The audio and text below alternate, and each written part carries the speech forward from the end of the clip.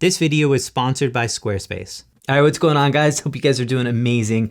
So gimbals are awesome, right? I mean, we use them all the time. I use them all the time. Shots like this just wouldn't be possible without a gimbal and some awesome stabilization for that. It's one of the coolest inventions in the last decade to really just take off for videographers right here.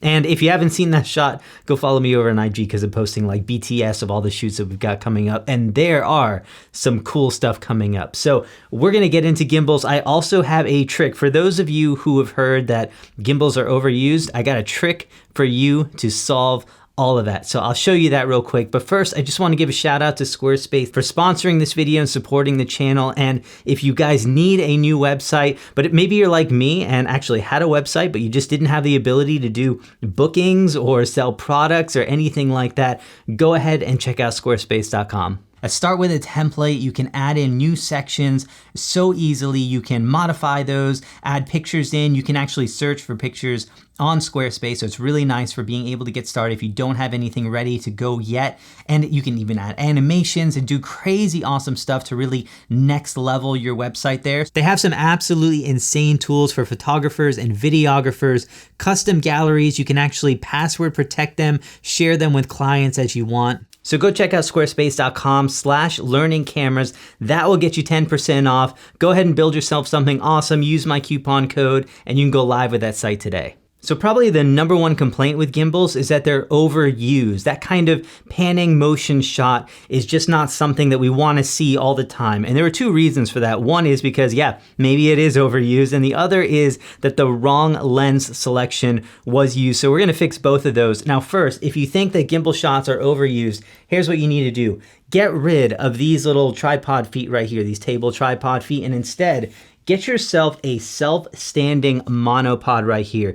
Basically, anytime I have my gimbal loaded with a camera on this and I want to get a static tripod shot, I can just sit it down and angle it exactly where I want to go, put it on the ground, and there you go. I've got my tripod shot. I don't have to keep loading my camera on and off the gimbal to a tripod. With the gimbal, the camera never leaves it. I use that monopod right there. It self-stands, and so basically anytime I want, I can switch from a gimbal motion shot to a locked off tripod shot in an instant. So the first mistake I see people using all the time on a gimbal is just using a lens that is too wide. They'll throw on a 16-35 on there, use it at 16 millimeters all the time, and that is just not cinematic. It's not the kind of shot you would typically want for a gimbal. The reason is because lenses just suffer from distortion. The corners, straight lines can get distorted, and so as you're moving around with a gimbal, it can almost feel motion sickness type of feeling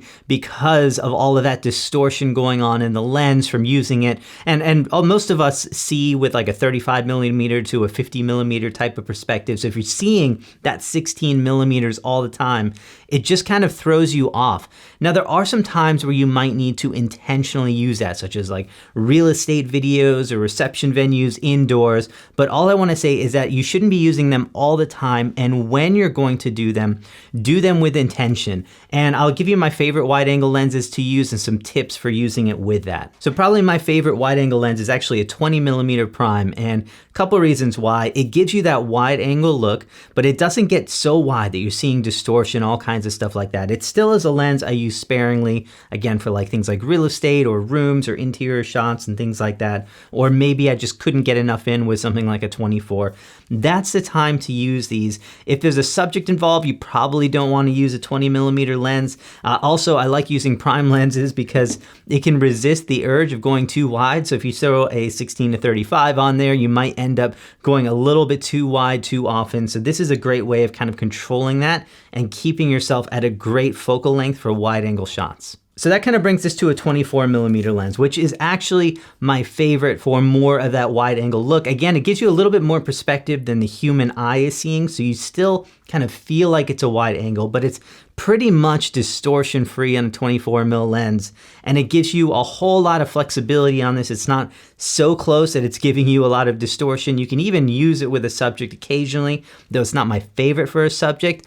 I prefer to use this for like outdoors, landscapes, environmental, interior shots, all kind of things like that with some grand opening or hallways or things like that where that's the perspective that you're wanting to get and not so much a subject, but you can use it with a subject involved if you had to. Now my favorite lens, this is my bread and butter right here, and this is the 35mm.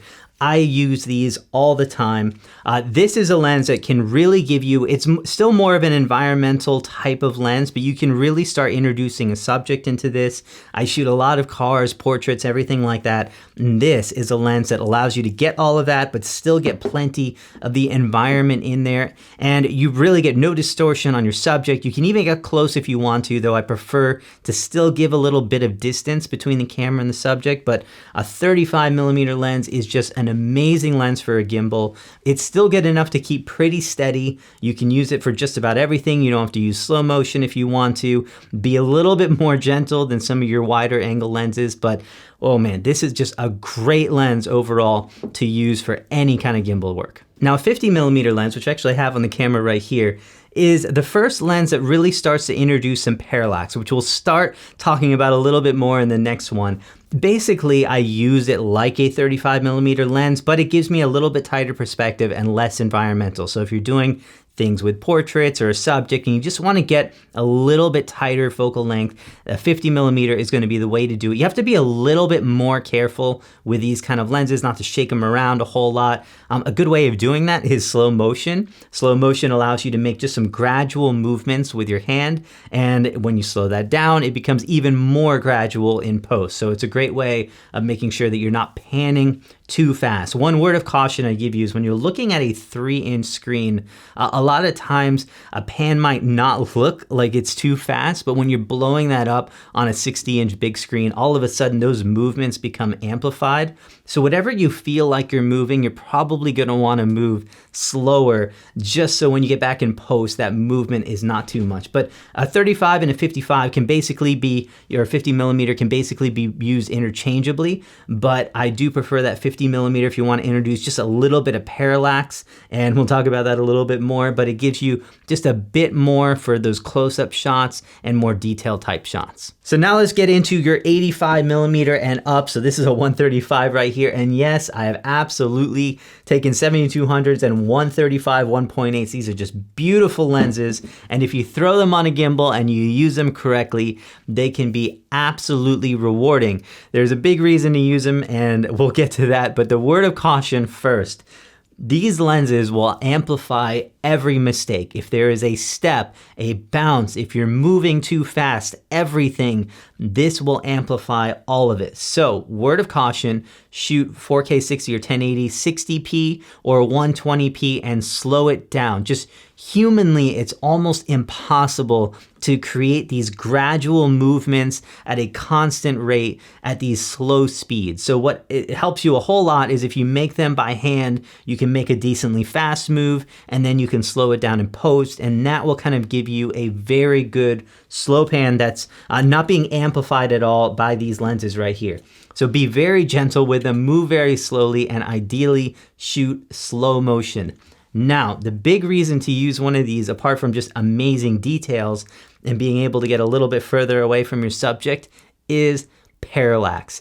These lenses will do so much to amplify that movement between your foreground and background objects. So make sure you always have a foreground and background object in that shot. Use these intentionally with a purpose, and you can just get some beautiful parallax. Again, be really gentle with these, but you can get some beautiful parallax video that's just almost impossible to get with any other kind of setup, and a gimbal works perfectly for those. And if you were to try and shoot this handheld, I guarantee you it would fail. So this will help keep things way steadier and make those shots look awesome.